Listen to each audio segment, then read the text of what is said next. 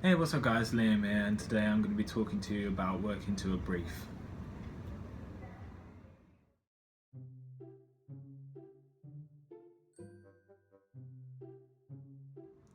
What is a brief, you may ask? Well, it's a set of instructions given to a person about a job or task.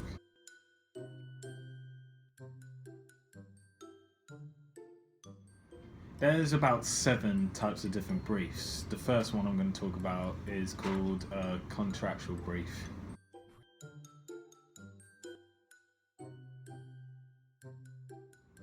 And that's basically the easiest out of the others, because you can sign it and it's very descriptive and it describes exactly what you need to do.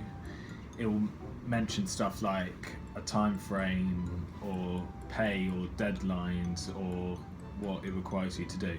And a contractual brief is often used in situations where a large sum of money is involved, or if there's a lack of trust between the client and the employee. By signing this, you are forced to agree on all terms stated, or you can face legal action if you break any of these conditions. The brief is laid out very clearly and professionally and will always be written formally. I would argue that briefs are somewhat negotiable, but these types of briefs are almost entirely up to the employee, as the client is open to ideas.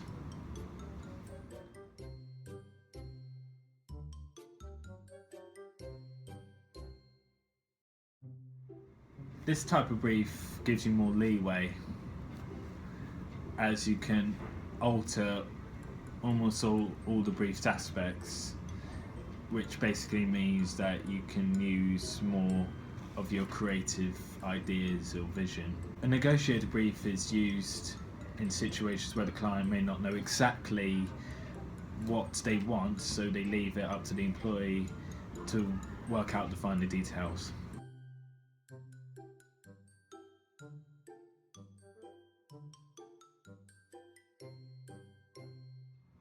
The next one is a formal brief, and that's a document that outlines the specifics of a product or service.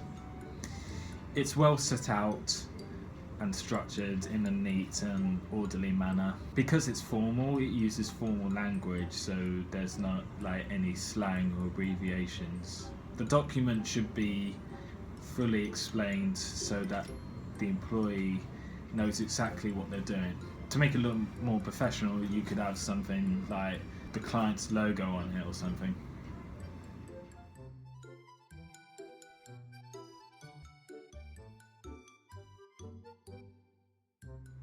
The next one is an informal brief. Now, this is typically a short piece of text or email that requests someone to do some work for them. This doesn't have to be written and can just be a verbal agreement. This is most often seen when dealing with friends or when very little money is involved. A trademark for an informal brief is when it's written in informal language, which does include slang, and is also known for having grammatical errors.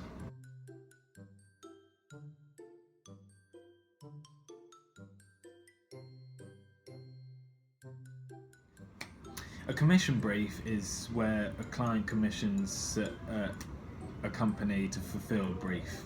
A commission is usually only given to a company who the client has established a working relationship with, and this is done instead of the brief going to tender, as you already know whom you would like to do the work for you. The advantage of this is that you could save time on looking for potential employees and just go straight to the company of your choice.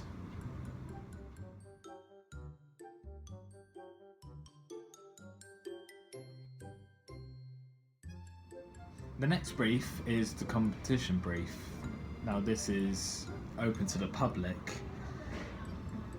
and this is the kind of brief that allows for a wide range of people with a spectrum of talents to create a product which is based on the brief for free.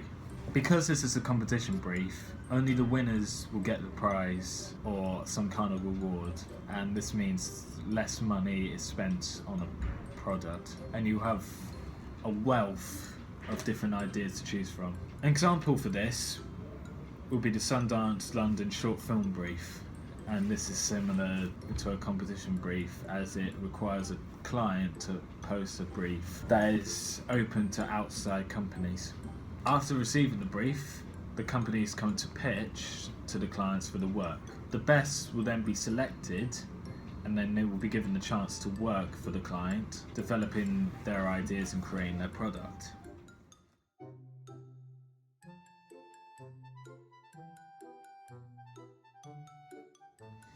And last but not least, there's a cooperative brief. Now this is where 2 or more companies are contracted to work for the same assignment. Now this could be done for a number of reasons. Perhaps the most common will be for multi-skilling, or one company may not have the expertise to complete all of the assignment by themselves. Another reason would be tight deadlines. If the deadline is too short, for example, then 2 companies were able to finish the work faster than one. There is actually a website where you can find tender briefs, which is on the website www.tendersdirect.co.uk. Anyway, that's all I have time for. Hope you enjoyed this video, and I'll see you next time. Bye.